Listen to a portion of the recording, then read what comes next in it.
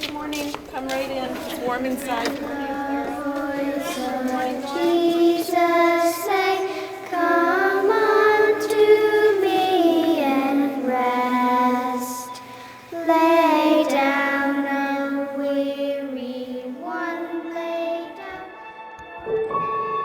When you walk into any Montessori classroom, but especially across them at Seton, you're really struck by the peacefulness and the silence,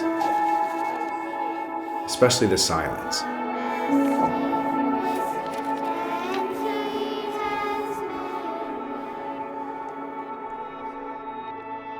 We started our two oldest actually at an existing Montessori school.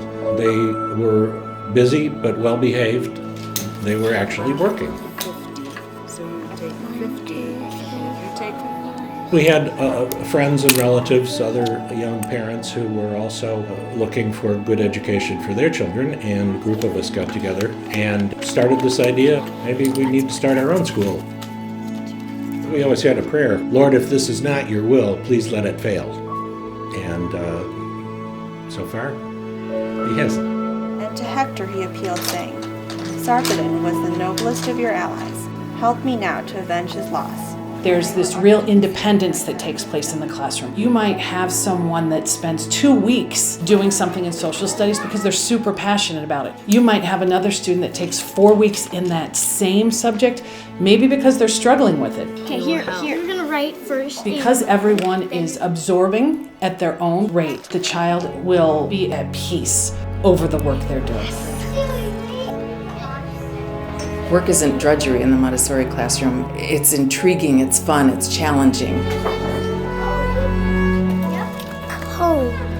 In the Montessori classroom, the child is the active learner. The teacher is more of a guide who leads the child to the materials. With these materials, the children teach themselves and they make discoveries on their own.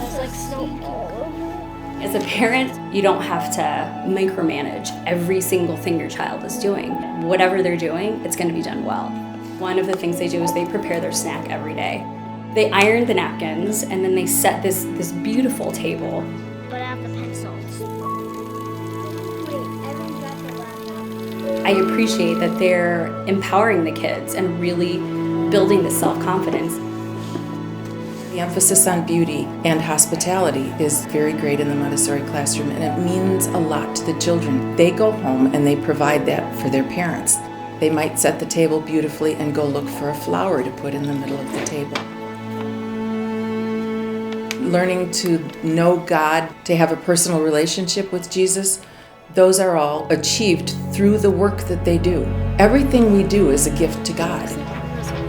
Particularly for little children, Montessori observed that they are born in love with God, and that our responsibility is to nurture that.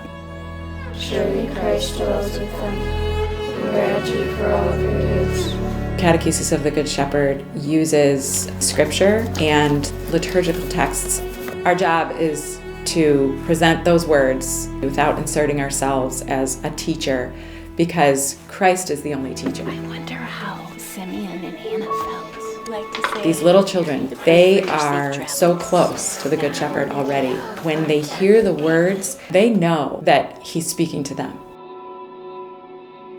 Seton became much more than just a school for our children. It became a real apostolate to families. We came to Syria knowing 0 people. They were beyond welcoming. There's not a single school out there that's like Seton. There's a story that John Paul II visited a Montessori school in Rome one day, and he stopped at a doorway of a classroom and ended up spending 30 minutes watching the children. And as he walked away, he turned to the person he was with and said, "That was the greatest homily I have ever heard." And of course, there was no words.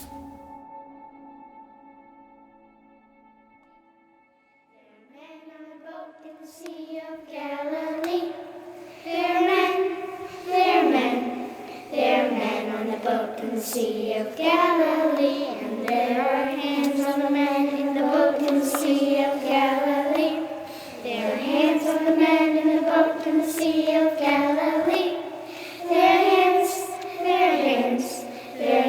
of the men in the boat in the Sea of Galilee. And there are fish and nets in the hands of the men in the boat in the Sea